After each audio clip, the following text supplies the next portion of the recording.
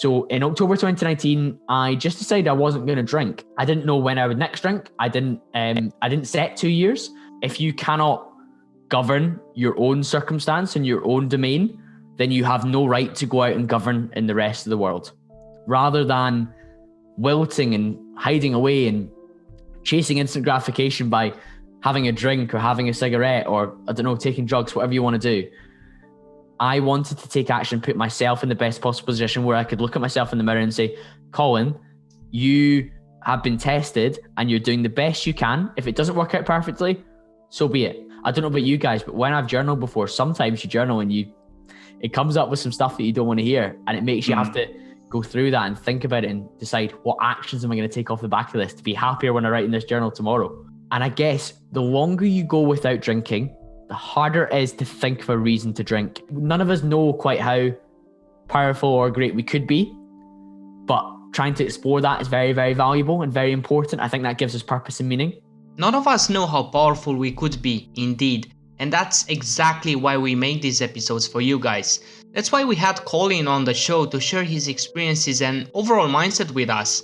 If you've never came across Colin before, this guy has completely quit alcohol for over 2 years now, and that all comes on the back of his relentless focus of achieving peak performance in all areas of his life. It all started with rugby that later introduced him to fitness, and this led our guest on a path of self-improvement that has allowed Colin to create a successful podcast, Campbell Conversations, have a reputable job position with the world's biggest insurance broker, and more.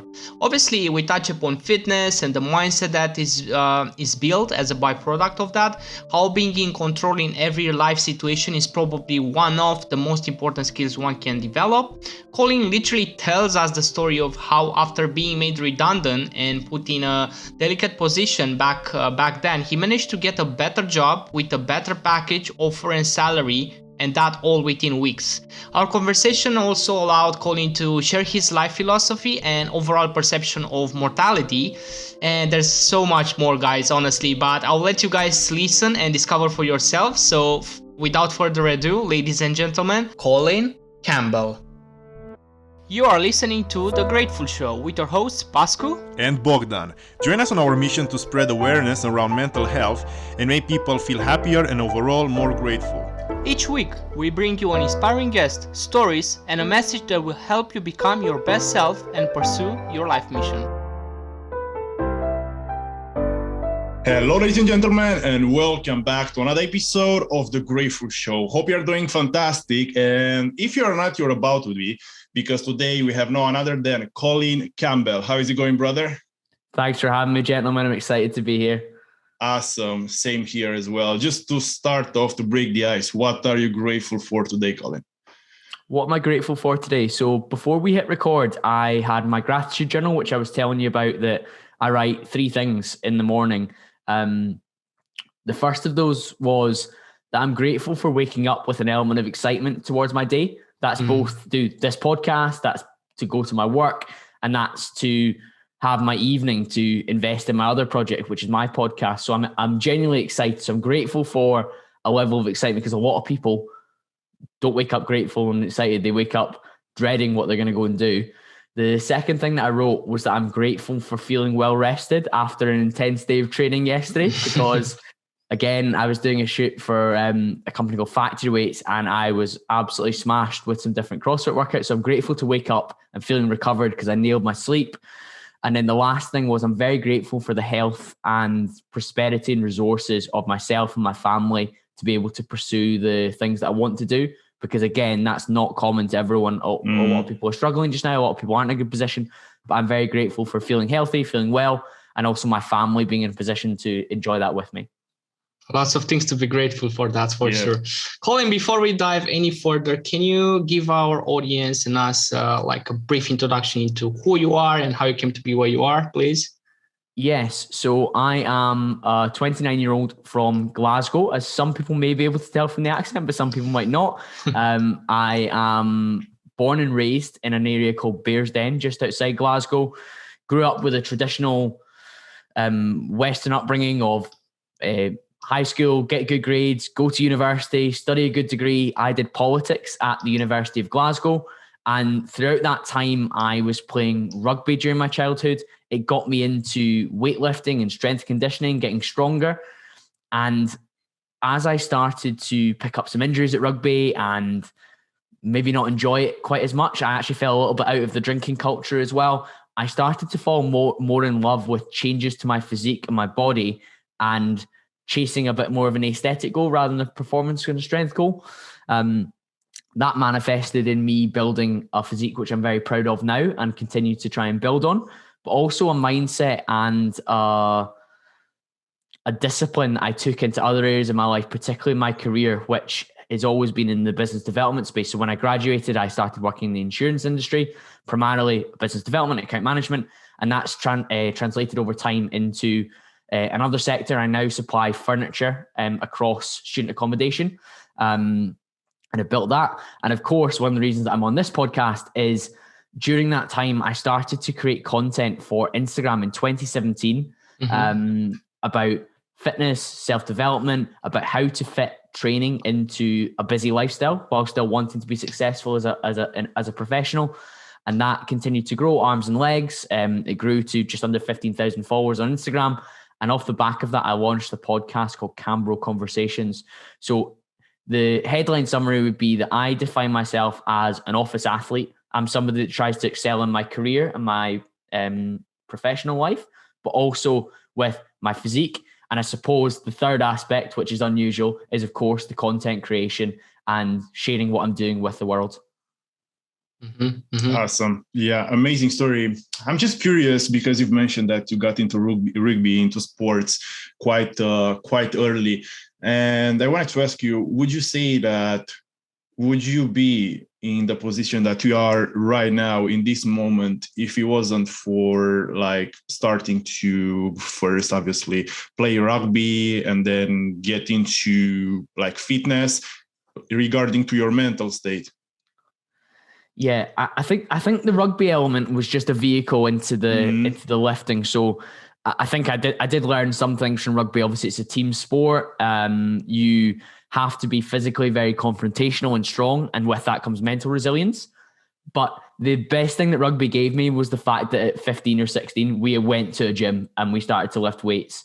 And that is where my mental state completely flipped. I was never a particularly confident child. I was... Just a little break right here, guys, before Colin goes into the story about how he got into fitness. If you're new here and are enjoying this episode so far, please do subscribe first and foremost, and also give us a 5-star rating review. Either if you're on iTunes or Spotify, there is the option to give a 5-star rating review. We would greatly appreciate it. And with that said, back to the conversation. I was well spoken, and if you asked me to do a presentation in class, I would be okay, but I wouldn't be outgoing. I wouldn't put myself out there. I wouldn't engage with people. But building a physique, and this can sound shallow to a lot of people, but I want people to listen to this. Building a physique that you're proud of transfers into other areas of your life massively. And if people do feel a little bit triggered, a little bit uncomfortable with that, probably not the kind of people that listen to this podcast, hopefully. But being confident in how you look and how you feel makes you confident in what's in your head, what's going to come out your mouth. And that was my entry point into being a more confident, more assured, more actualized individual. Yeah. Definitely. We are literally speaking with another guest the past week about this very subject. And I was telling Bogdan after the podcast how you said this guy, he's so successful. He's a so well-known DJ. And it really seems like he's got the same story as us and so many other guests that we had.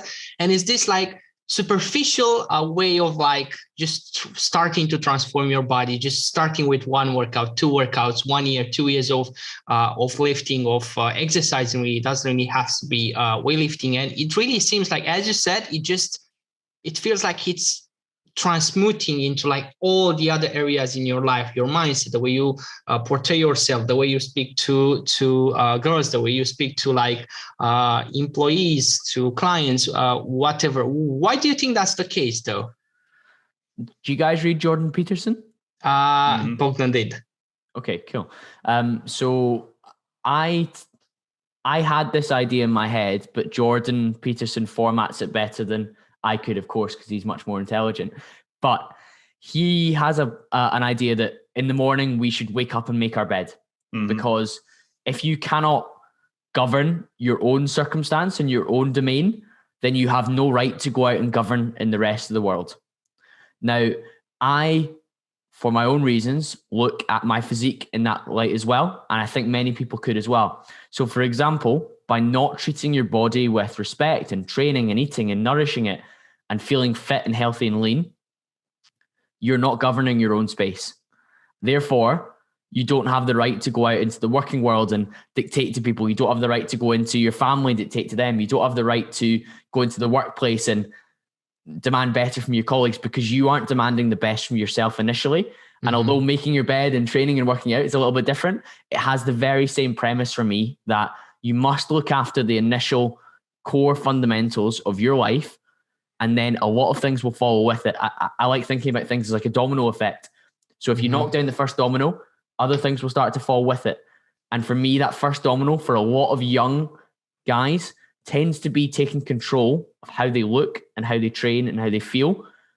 And it transfers over into other areas. And all three of us speaking on this call right now are a little bit of a testament to that, as are many of the other guests that you've spoken to. Yeah, I completely agree. I mean, I'm just mind blown by the fact that some people actually have success in their business. I mean, obviously, a lot of people don't lift or don't do sports at all, and they have such a massive success in their business. And I'm like, dude, you have no idea how would you feel and how much would you actually accomplish more if you start just lifting or taking care of your body, isn't it? Yeah, it's crazy. And all credit to those individuals who maybe are physically unhealthy, but successful beyond our wildest imaginations in work or business or whatever. And that's amazing. But I think the subset of people that we're speaking to that maybe haven't seen that success in other areas of their life, I just could not recommend more taking control. And control is a big thing for me. I really like control. We'll maybe get onto the fact that I'm quite a big advocate of sobriety, and it helps with control of your lifestyle as well. But having control of your physical appearance gives you a lot of potential benefits in other areas of your life. And of course, those individuals that we've spoken about there, Bogdan, that are like maybe a little bit unhealthy, but smashing it in other areas, I worry for their longevity. Because if your body isn't healthy, your bank balance can be as healthy as it likes, and you can't really buy that. Of course, you can pay for a trainer, you can pay for a coach, you can pay for the best gym membership, you can pay for a meal prep company to send the stuff to you, but you have to have an element of control in order to really get the best possible results from that. And I think we do see this sometimes, that people build these multi-million pound businesses and their own health comes at a cost. But then you also see people in the space who probably have some of those boxes ticked and they're around for longer. They maybe do another business after that. They sell another company, they grow another one. And you're thinking there might be a correlation here, or is it causation? Who knows? Definitely. And I think I can speak from experience on this side. When I started reading books like Bad Blood and the biography of Elon Musk, even, I was like, wow, I really got to sacrifice everything else if I want to be successful. And I was like willing to do that. And I started like skipping habits, skipping sleep. And I was like, I'm going to get there eventually. Like, it's going to be all a sacrifice, but it's going to be worth it.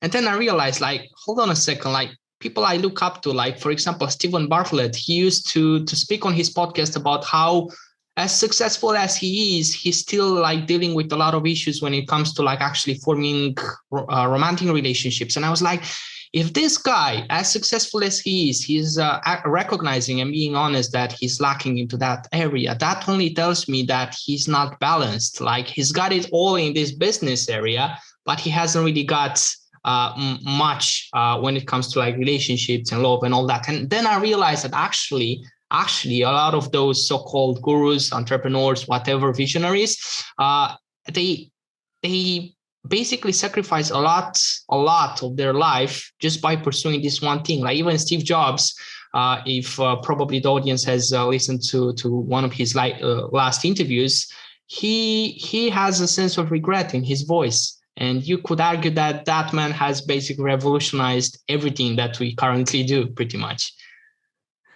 Yeah, I couldn't agree more with that. And I think sacrifice is relative as well, because some people sacrificing so Stephen Bartlett, sacrificing dating for a few years to grow where he's got to. He now has like more time, money, and resource to self-develop than most people. But if you sacrifice your health, I think the sacrifice is sometimes too great because you're stealing from your tomorrow quite heavily, and you maybe won't get the chance to enjoy the freedom, the resources, the money, the time that you generate. So for me, it's foundational. And equally, like, big respect to the people that maybe manage to achieve success without that. But I think for a lot of the people listening to this podcast, if you're wanting to improve and chase success, a really entry-level, low-hanging fruit opportunity is to improve on how you physically look and feel about yourself. And my goodness, there's a compounding interest effect where the benefit of this will go into other areas of life. And I cannot speak highly enough that I feel more confident when I go into work. I feel more confident going into social situations because I'm happy with how I look and I feel. And of course, again, we're going to say that some people might think that's shallow, superficial, but there's anecdotal case studies we're talking right now, and it seems to work for us. Yeah, Colin, as much as I would love to go on this path we started, I need to pause you and ask you to go back a bit in exactly 2019 and what happened then and what the transformation has been for both of your career and your mindset at the time. Yeah, that's a really good question. So in 2019, I'd worked in a particular area of the insurance industry for 4.5 years after university. And I'd grown to a space where I was a little bit of the golden boy of the company. They really liked me. They were putting a lot of resource behind me. They were pushing me on, but I felt like I was hitting a little bit of a ceiling. And we're talking today about progression and chasing more and wanting to be our best selves. And sometimes that means that you have to make a move. And I did some job interviews. I kept it very quiet. I never want to be the person that goes to a company with an offer and says, "Oh, I've been offered this. You need to match it, and I'll stay." Because once my mind's made up on doing something, I need to go and do it. So I effectively moved from one area of the insurance industry to another area. I won't bore you with the technicalities of it, but I made the move in March 2019. And it started really well. The conversations were great. I was getting a lot of training and upskilling, and I felt myself growing within this role. Financially, I'd made a good move as well. So obviously that was very important too. But 8 weeks into my time there in May 2019, we were called into the boardroom on a Tuesday morning, and both the directors were present, and the team in the Glasgow office that I was sat in, were all kind of sat around wondering what was going on. And effectively, our shareholders for that business had sold to an American hedge fund who had decided that the UK operation would no longer function and that they were going to sell it off into little bits and pieces. So 8 weeks into this new career move, I'd moved from somewhere I was very settled, very successful, very well recognized, and I was going to be made redundant. Everyone in that room was being made redundant, regardless of how valuable or important you were to that new company. So very, very challenging circumstances to go into. And I think it's actually becoming more common during this kind of post-pandemic or in pandemic period, whatever. We can't decide whether we're in or out of it, can we? But it's becoming more and more common for companies to restructure, resize, change. So people will be more familiar with this conversation in the corporate world than ever before, because there's going to be redundancies, restructures. And effectively, the people around me were breaking down and crying. Obviously, they had maybe a more of an emotional attachment to that particular company, whereas I just had an attachment to that job and the vehicle it was going to be for my career at that point. So I wasn't in tears. I was obviously upset and I wasn't happy, but I kind of managed that. And I one of the things you'll probably laugh about was, at that point, the directors gave us their credit cards for the company and said, "Right, everyone just go to the bar downstairs or go to the bar down the street. And we'll come and see you at 12 o'clock. And this was like 9:30, 10 o'clock on a Tuesday morning. I'm not a big drinker anyways, as we might discuss. But for me, we all went to this bar. I took a couple of minutes to go on my phone and just text my mum, my dad, my brother, and actually my ex-girlfriend, so my girlfriend at the time, to let them know what had happened. And I just provided a bit of an overview to them that unfortunately things have changed within the company. There's been a restructuring. We will be redundant within 8 to 12 weeks. There'll be a process we need to go through. But I don't want you to worry, because I've just gone through a recruitment exercise, and it's quite clear that I'm an asset to companies. My skill set is, if anything, over the last 8 weeks has magnified, even though it's been a short period. So don't worry, we're going to go to a bar. We're going to have a discussion with all the different directors and team members. I'll find out what they're up to. But please don't worry about me. I love you all, and I'm feeling strong during this process. And I think giving my family that reassurance during that period was very important, because others around me were people who didn't normally smoke during the day were going to the newsagents and buying cigarettes. They were drinking pints and gin and tonics at 10 in the morning. And I was like, wow, I need to get control here. So I stayed with them for like 25, 35 minutes. Yeah. And then I went home and I updated my CV. I contacted the recruiter that had put me in that job that I was in, because in the insurance industry, it's very common to go through an industry expert recruiter. So I was on the phone to her straight away, and she was obviously upset, being like, "Oh, I'm so sorry I put you in that job." I was like, "No, don't worry. Your job now is to find me other interviews, not to apologize for what happened through a structural change with an American hedge fund. You cannot control that. I cannot control that. What I can control is having an up-to-date CV, a positive mindset, having lots more interviews, and finding a new job." And I guess I spoke about this on my own podcast. It was the first ever solo episode that I did on a microphone myself. And I don't know if you guys have done that, but just one of you just talking and telling a story, it can be quite strange, because it's nice to bounce off each other just now. But it was a really cathartic experience. And legally, I was allowed to speak about it a year later because of all the different agreements we went under, because we got payoffs and stuff like that. Yeah. But the kind of end of that story was that I ended up getting an introduction to the world's biggest insurance broker, their office in Glasgow. I had an interview with their head of department. I got introduced to the managing director for sales for the UK. Was nervous for that, but it went really well. And he basically moved budget across to get somebody employed in the Glasgow office, and that was me.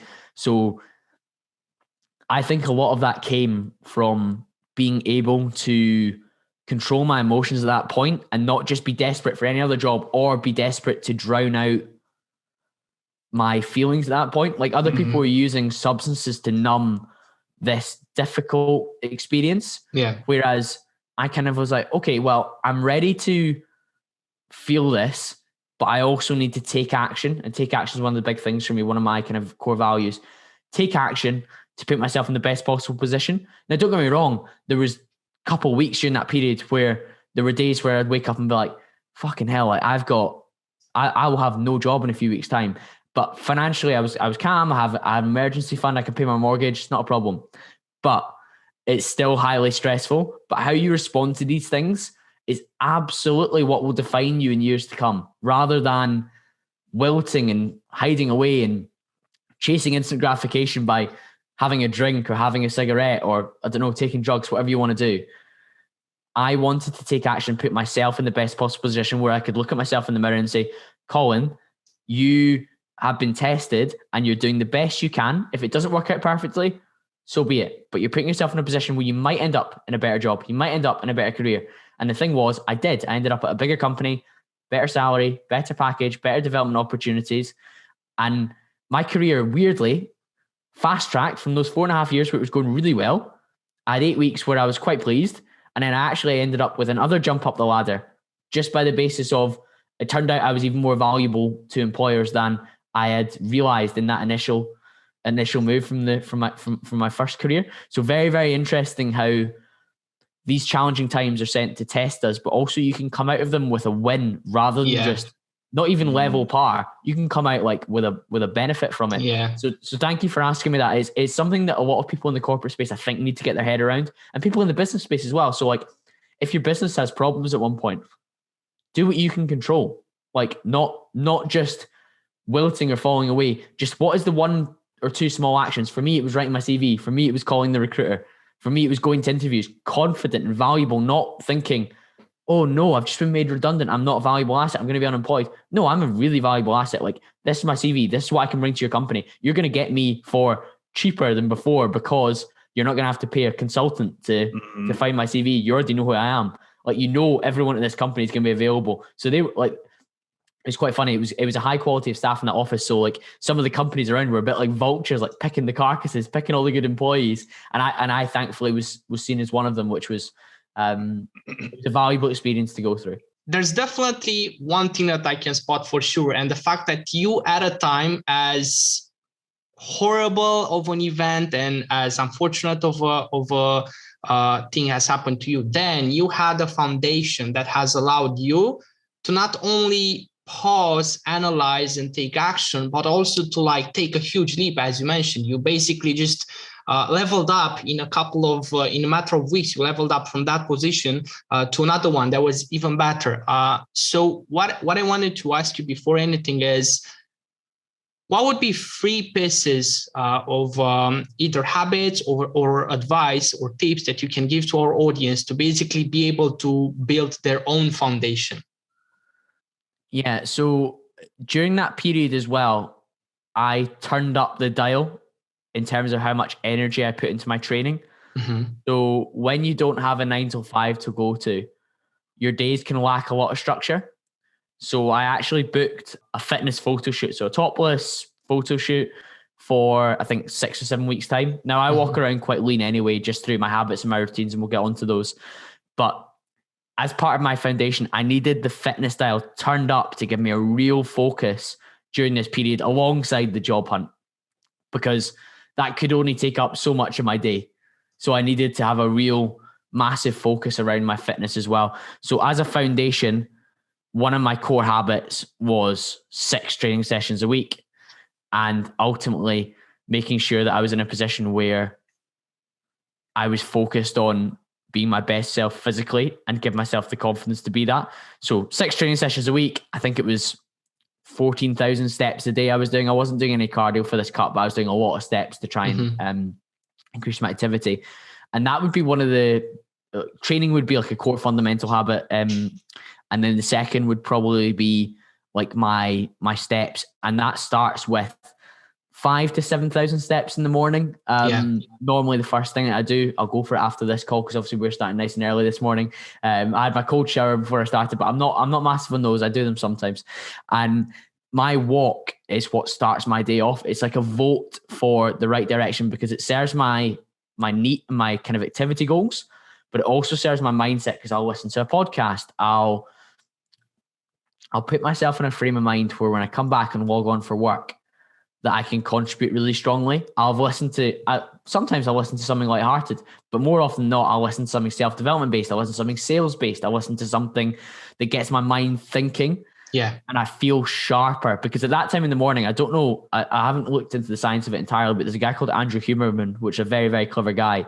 And he speaks about how neurologically, first thing in the morning, we're most primed to take on information and retain it. I've got quite a strong memory at times, but when I listen to something in the morning, somebody will be like, "Oh, what podcast did you listen to last Tuesday?" Like, last Tuesday, I listened to this episode with this guest, and this is what I learned. And that's powerful. If you can come away with takeaways from a 35, 40-minute podcast when you're on your walk, that's incredible. So my second thing that I would hold up as a keystone habit is that I listen to something first thing in the morning on my walk. So I kind of combine 2 habits there. Yeah. Training's number 1, steps and podcasts and self-development number 2. And number 3, we'll go for gratitude journaling, because it's a little bit newer, but I've definitely become more self-actualized and self-aware and probably happy off the back of it as well. Yeah. So I gratitude journal for about 3 to 5 minutes in the morning and about 3 to 5 minutes before I go to bed. It also helps me stay off my devices, because my kind of rule would be that in the morning, until I've done my journal, until I'm outside, I'm not engaging digitally. I actually advocate sometimes having airplane mode on your mobile phone, or at least the data off, because airplane mode means you can't receive calls. But if you need to receive a phone call, just have your Wi-Fi and your 4G off, download the podcast you want to listen to from the night before, put your phone like somewhere in a pocket that you can't readily just reach for, and just go your walk, and your presence and your ability to engage with the podcast will be much, much higher. But also I won't want to be digitally involved when I'm doing my journal, because you want to be fully present in the questions and the prompts and the things that come to you. Yeah. So I think those three would stand out to me because they give me the foundation, being active and healthy, learning and developing, but also doing some searching work in yourself as well. I don't know about you guys, but when I've journaled before, sometimes you journal and it comes up with some stuff that you don't want to hear, and it makes you have to go through that and think about it and decide, what actions am I going to take off the back of this to be happier when I write in this journal tomorrow? Yeah, completely agree. Thank you so much for sharing those tips. I mean, I'm more than sure that if the audience would adopt just one or two of them, their life would improve massively. And yeah, I wanted to add to what you have said about journaling. Me personally, I'm doing it in the evening because I'm just like writing what I have done in that specific day. And sometimes when I haven't been productive enough, like I didn't do enough from what I have said to do, it feels like demotivating, but also it makes me feel like, okay, I've done this, I haven't been as productive as I wanted, but tomorrow is going to be my day and I'm going to get it, So yeah, I completely agree with what you have just said. But changing a little bit the subject, I just wanted to ask you, because we have talked about your past, we've talked about your present, what you're currently doing, but how about the future? What would you like to accomplish looking forward in the future? Yeah, I always find this quite a difficult question. I don't know about you guys, but I'm not that outcome based. I'm very process driven. Mm-hmm. And by that, I mean that when I think about my training and my physique, more often than not, I can't tell you what I want to achieve unless there's like a particular photo shoot or a particular date where I'm like, I'm going to get lean for that.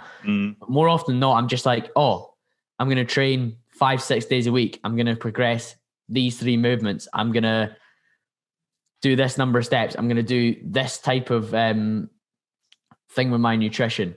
Like, that's very process driven. I find it quite hard to think about what I'm going to do in that regard. I think it differs in my career where I'm still process driven, where I know that I need to onboard this number of clients. I need to have this number of meetings. I need to make this number of phone calls. I need to close this number of deals to make this amount of money. Yeah. All that kind of stuff's there.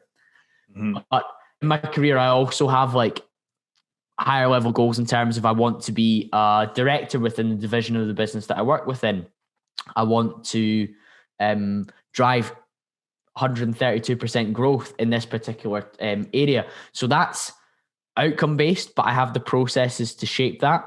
And I guess one of the areas that will be interesting for you guys, because you create as well, is with my podcast. I'm incredibly process driven on that. But of course, with the podcast, there's metrics that helps you measure how much of an impact it's having in terms of purely in terms of numbers, but also in terms of messages that you get from people who have benefited from it. So I want to keep showing up, have 1 episode per week on the podcast that uploads every single Sunday. And to do that, of course, I need to email 1 new guest every week. I need to record with 1 new guest every week. I need to cut 2 to 3 promotional clips for every episode to post on social media. And that's like my process. And the outcome I'm hoping is to grow the podcast a particular number of downloads per episode. It's to have conversations with a particular number of guests who I've always kind of wanted to speak to. And only now, because of the size and the scale of the podcast, am I now able to access particular guests. Because you'll know yourself, sometimes a guest will be like, okay, that's great. I need to make sure this is worth my time. How many downloads you get? And you can get rejection. And I've felt that I've felt that, because it's an hour of somebody's time, but sometimes somebody's hour is extremely valuable and they're very, very hard to get on the podcast. And we both know this is a struggle. So scaling the podcast to a level where I can pretty much speak to anybody I want would be like really, really big for my future.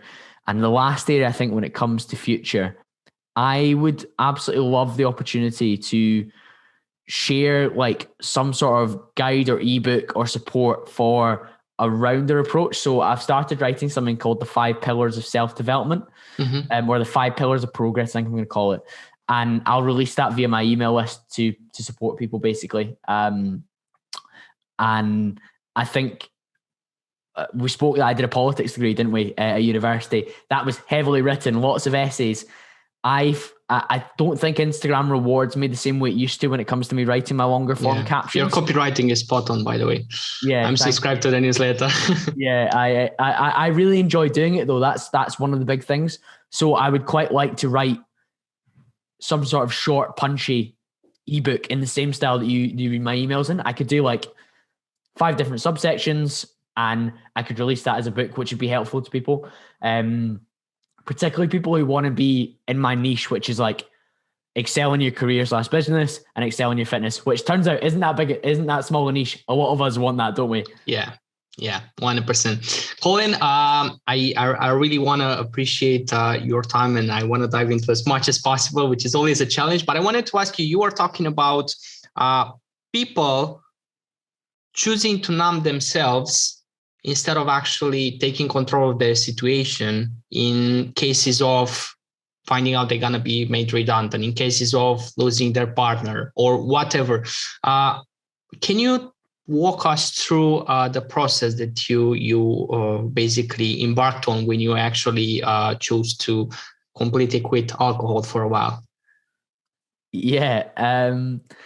I think when it comes to sobriety, there's 2 different ways that you should pursue sobriety. There's the first group of people who quite simply just get themselves into constant trouble, and they would consider themselves perhaps an addict.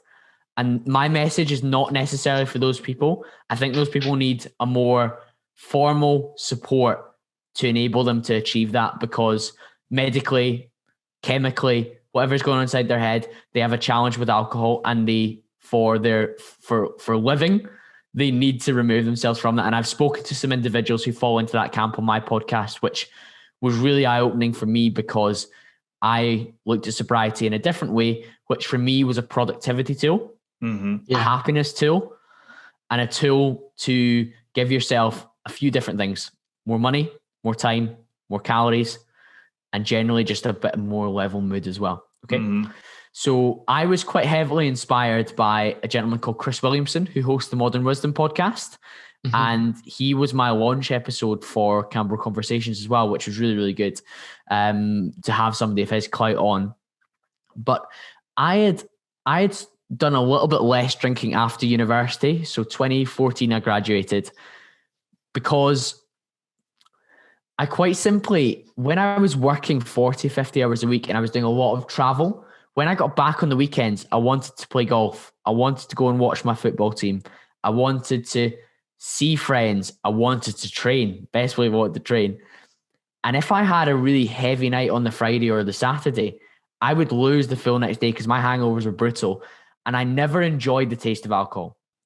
I never enjoyed 1 or 2 pints, because that meant I couldn't drive. That meant I didn't have control. I didn't have the ability to manage what I was going to do with my day and my night as well. I couldn't leave at the time that I wanted to, because I had to wait to get a taxi with others and I had to pay for it. So I was always somebody that drank for the full effect of it, which would be the giddiness, the tipsiness, the drunkenness, the energy, the nonsense, which with that comes hard hangovers, because you're not just having 1 or 2, which of course gives you a little bit of hangover. Your sleep isn't as good. So that's an important thing. People remember that as well. But for me, I was drinking for the feeling, for the excess. So after university, I probably started to do it 5, 6, 7 times a year maximum. That was my birthday, my brother's birthday, maybe New Year's Eve. In Scotland, we call it Hogmanay. It's like a big celebration. And then it would be like on holiday in like Ibiza or Dubai, which were areas where I wasn't having the same experience with alcohol. I was having like a new experience or a heightened experience, because at my birthday, there'd be like 25 of my friends with me. So it'd be an amazing night. It'd be worth it. It wasn't me just going to the pub or the bar after work and having 5 pints and ending up in a piano bar till 3 a.m. That doesn't do anything for me. I've done that before. It's cool. I don't need to do it again. So I think it's important people understand, I went from a position where I was already quite selective with alcohol and my use of it. Whereas if you're habituated and you maybe you go out every Friday, you go out every Saturday, or you go out every second Saturday, it's going to be harder for you because you've got that more deeply ingrained habit.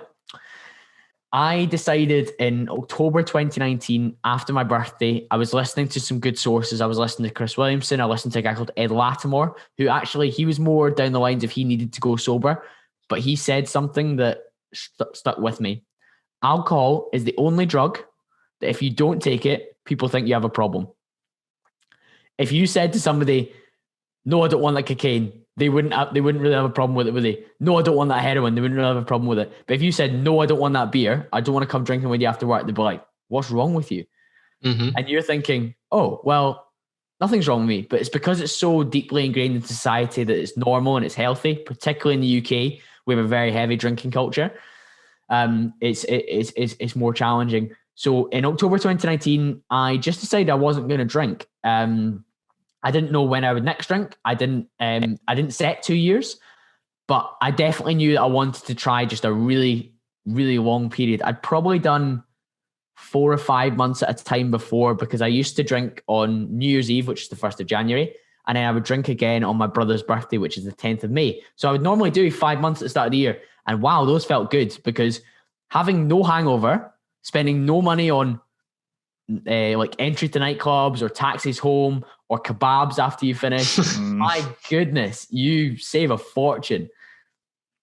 But also, you can put yourself out of the loop socially, but we'll talk in a little bit, and remind me to say this about how you can improve your social life while you're still not drinking. But I found that I was like, right, I'm just going to go and go and go. And then Corona hit in early 2020, and there were no bars, no nightclubs. My brother's birthday, we were in the flat together. My birthday in October, we were having a garden party with my parents, like socially distanced. It was such a strange period. So for me, I found it a lot easier to not drink during that period, because there was no temptation. I couldn't fly to Ibiza and go to Ocean Beach. I couldn't fly to Dubai and go to brunch. It wasn't possible. So that made it a lot easier from that perspective. And I guess the longer you go without drinking, the harder it is to think of a reason to drink. And that's now me gone over 2 years, and it's so hard to tempt me to drink now. Like, unless I was out in Dubai and people were like, we're going to go to brunch on Friday, I'd be like, yes, because I think it would heighten the experience. But I don't feel the urge to get involved in alcohol at the moment. I do know I will drink again, almost 100%. But I also think it's quite an ineffective drug as well. I don't think it has as many merits as maybe some other drugs, but these other drugs are like demonized because they're not as well understood, or they're not legal for starters. The government can't make tax on it. But for me, I would say alcohol, because it's so societally accepted, it's very difficult to stop. But when you do stop, or even if you're just going to have a selective, really hardline approach of, I will drink for this event, but no, I will not have a spontaneous Friday night in the pub that I've been to 150 times over my lifetime, because that, for me, I was never getting anything from that, because I want to wake up fresh. I want to wake up and do my thing. I want to create a podcast. I want to go and play golf. I want to watch Rangers. I want to I just want to do everything. And that hangover and that drunken period took away from that. So it needed to stop. Definitely. Yeah. Thank you for sharing, first and foremost. And I appreciate you for actually being honest and telling us about your experiences. One thing I wanted to note before anything is, for people that are still demonizing other drugs and think that alcohol is completely normal, the only thing I can tell you is you don't know what you don't know. Exactly. And also it applies to almost every single thing in life, because you said that the longer you stay off it, like let's say alcohol in this case, the lesser you will crave it. And it's the same with every single habit, because we tend to see things in like positive and negative way, but it's all about the habits and how our body it's actually used to doing some things. And even with like sport and something which is positive, the longer you will do it, the longer you will crave it. And with the bad ones, for example, cigarettes, or I don't know, any other bad thing, the less you will have it, the less you will think about having it. I mean, obviously it's all about the balance and about finding that equilibrium between having fun and still enjoying the things that you want, even though they are harming for you. But like you said, doing them like on certain occasions, like you will say, okay, I'm going to drink, but on this specific event, this much. And then afterwards, okay, maybe I will have like a hangover and I won't be as productive as I might have been if I wouldn't have done that thing. But then I'm going back to my routine and my work. And like you said, it's all about that discipline. It's about that control. The more control and the more thinking you will put into doing something which can be harmful for you, the more you will stay on track with doing the things that you want to achieve in life as well. And just changing a little bit the subject, because I'm really curious about this. What would you want to be remembered for or as, Colin? Yeah, that's got me thinking. So what would I want to be remembered for? I think I'd want to be remembered as somebody that was self-sufficient and determined and successful in his own right, but also supported other people around him and those that supported him to achieve that in them for themselves as well. So somebody that was very much a winner or success in their space, but created a platform and enabled others around them to come along that journey with them, rather than somebody that kind of stood on people or pushed them down in order to get to where they wanted to go to. I'd love to be somebody that was seen as, yes, like trying to get themselves to the top and push themselves forward and be their best self, but also was like arm around the shoulder or grabbing them by the bootstraps and bringing them with you because you want to help people that have the same energy and the same determination that you have. Definitely. And I think we can both resonate with, and probably the audience can resonate with you. We are currently on the shoulders of giants, and we are here thanks to other people's efforts and beliefs and pretty much sacrifices. But what I wanted to ask you as we are approaching the end is, if there will be, and there will probably be a case where this will happen and will be possible, if there will be the possibility for you to become immortal, would you choose to become? If so, why? And if not, why? Wow, this is getting deep and I like it. I want to be immortal. Hey, just a final break here, guys. Thank you so much for sticking almost all the way till the end. We greatly appreciate it. And hey, if you're new, I'm more than certain that if you enjoy this episode, you will enjoy other episodes with past guests that we have. We also have a lot of other new guests coming up in the next couple of weeks. So if you enjoyed this so far, subscribe if you haven't already, and consider giving us a 5-star rating review. Obviously, as you probably already know, that helps us build an audience, that helps us bring better guests. And with your help, we'll be able to reach more people, and together we'll be able to have a greater impact. Now, back to the podcast. I guess it depends at what stage in life it would happen at as well. Because if I was very old and I became immortal, and I maybe didn't have full function, I think I would find that quite depressing, because you'd be quite limited in how you could live your life. But equally, if I became immortal at, say, this age, or in 5 years' time, or in 10 years' time, I would never experience old age either. So you'd be robbing yourself of a part of the human experience by becoming like immortal at a particular age. Very difficult. I think death and finality is quite important, though. Like, I think a book ending to where life begins and ends is how we've always lived. Now, don't get me wrong, I hate when people say, oh, that's how we've always done things. We need to keep doing things this way, because we should always be open to new things. But I do think death and the end of whatever it is we're living in just now needs to happen at some point, because otherwise, and I also think knowing when you die would be terrible as well.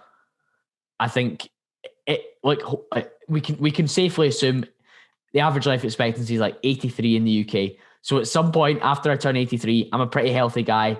Unless something happens to me beforehand, I will probably pass away at that point. Having that knowledge in your head is reasonable. But if somebody was like, on the 25th of March, when you're 86 years old, you will drop down dead, that'd be like, shit, like that is a hard deadline. So I think somewhere between the two of never ever dying, but also dying, but not knowing exactly when that would be my probable choice, because I don't know. There's a lot to cram into the short space of time that we are alive, but I wonder if just forever would turn into like purgatory. It would be hell itself to just never end. It would just always go on. Maybe that'd be tiring. I don't know. That's just what the thought. At this point in time, I think that I would probably not want to be immortal, but I would want to live a long, healthy life. I mean, just imagine that you basically get to meet, love, and see all the people that you care about die right in front of your eyes. You can basically do nothing, and it keeps on repeating itself cycle after cycle.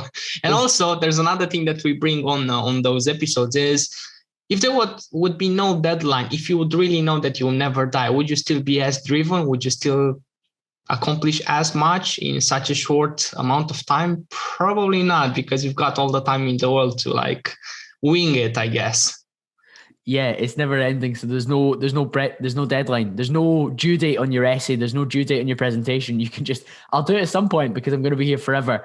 The part about those around you dying, that I think that's a bit of a game changer, isn't it? Because I think inevitably we'll all experience loss and that will hurt. But for that to repeat in a perpetual cycle forever, that's self-harm, that's torture. Yeah, completely agree. And talking about deep subjects, because we ask this question every single guest, and obviously it's very subjective, but I really wanted to find your opinion on this one as well. What would you say that is the meaning of life? The meaning of life is, for me, and again, first time I've really thought about this question, striking me immediately would be pursuing things that have a meaning for you. So I'm using the word meaning, of course, but the meaning of life would be doing something that provides you with a level of fulfillment and purpose in order to provide you with some sort of feedback loop that you're doing the right things and you're progressing in the right areas and that you have a contribution to make to yourself, but also to those around you. So I suppose that links a little bit with how I'd want to be remembered as well, that I was kind of living those values, which is progression and development and moving forward, but also supporting others to enable to do that as well. So the meaning of life for me, I think if I was to try and distill that into a nicer little aphorism, would be pursuing things that have value to you and those around you. Yeah, because for every single one of us, like meaning might be different. You might find like satisfaction into doing one thing or another, but the most important thing is to actually experience. And if you're just staying and doing nothing and just watching Netflix and just let life just pass, I mean, you wouldn't experience that much, because we have talked, until we're going to get to the point where we're going to be immortals, we will have to actually live in a definite lifespan. And if that lifespan you don't do as much as you want, you will just have a life full of regrets, because when you're going to be on your deathbed, you're just going to feel like you could have done so much. But then coming to the last question, because we got to be aware of your time, Colin, and also our audience time. If you need the time to actually think about your answer, just take it. Imagine that you are on your deathbed. So you are about to die, but you have lived your life, and right next to you, there comes this person, and it's the best version of yourself looking at you. You see and comprehend what you could have become. So how would you feel about yourself and about your whole life in that moment? First of all, I would hope that best version would be fairly close or similar to the version that lies on the deathbed. Of course, if there was a massive disparity, I think there would be a level of disappointment. But equally, I've had elements of perfectionism in my personality before for certain things, and I actually think it's a negative. So I wonder whether I would be proud that best version exists and has an element of availability, as long as the disparity wasn't like a gaping chasm and I was thinking, wow, I have been such a disappointment in my potential. Because one of my key core values, again, is take action, but also try and fulfill an element of potential. Because none of us know quite how powerful or great we could be, but trying to explore that is very, very valuable and very important. I think that gives us purpose and meaning. But I think I would obviously look and I would analyze and I would review what this best version looks like. And if it was so far out of reach, I'd probably be disappointed with the efforts that I'd made. But equally, I wonder whether we would ever reach our 100%, because to achieve 100%, you would have to have been perfect the whole way through life to reach this best version. And we're never going to be perfect the whole way through life. We're going to do We're going to do things that move us back the way. We're going to do things that stall our progress. We also might have to experience things that might not reach the best version of us in all areas. So, for example, we might go to that party that we really enjoyed, but it didn't enable our self-development. Mm-hmm. But best believe that because of the monotony of the routine that we're in, where we're trying to achieve self-development, the party was actually a good thing for you. Mm-hmm. Sometimes it has to happen.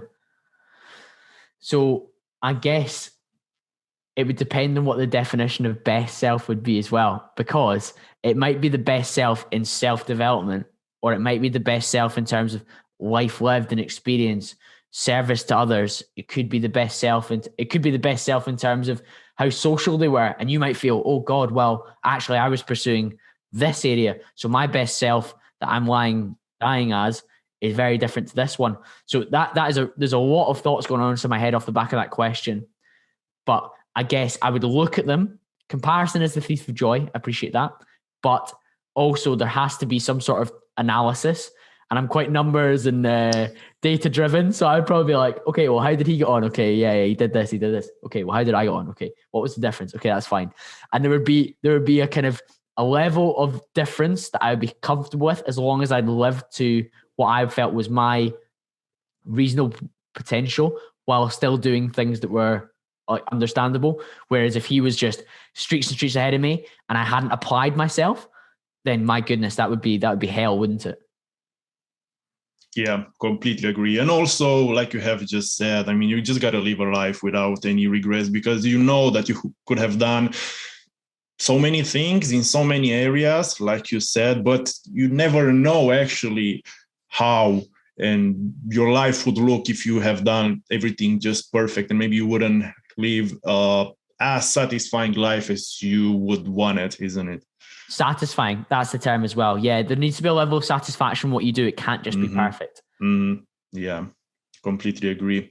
Well, Colin, thank you so much for taking your time to come and share your story and your experience and your mindset with us and our audience. We are beyond grateful for that. And before we let you go, we just give you the red carpet in front of you, and where you can actually share all the resources that you want to share and all the pages and also socials that you have. Tell us about the podcast. Yeah. Yes, absolutely, guys. Well, thank you very much for having me. The best place to continue the conversation and speak to me would be Instagram, which is at col.campbell, which is col.cambro. And my podcast is called Campbell Conversations. So wherever you're listening to this one on, whether it's Apple, Spotify, or one of the Android platforms, you can search me on there. We've got over 100 episodes, and it's a real passion project for me. So yeah, pop me a message on Instagram. Let me know if you enjoyed this one. Make sure you're sharing this in your story and tagging the guys, and we'll get it out there. And if you want to hear more of my voice and those of my guests, then head towards the podcast. Brilliant. All the links will be in the description as always, guys. Check out Colin's podcast and check out his Instagram feed as well. And yeah, with that said, it's been an absolute pleasure. This is Pascu. This is Bogdan, and you guys stay grateful. Thank you so much for sticking all the way till the end. This shows that you are serious about taking your life to the next level and doing that through a perspective of gratitude. If you enjoyed this interview, it would help us massively if you could give us a 5-star rating or review on iTunes, or else share this on your stories and tag us. This way, with your help, our message will be seen by more people, and together we will make this world a better place.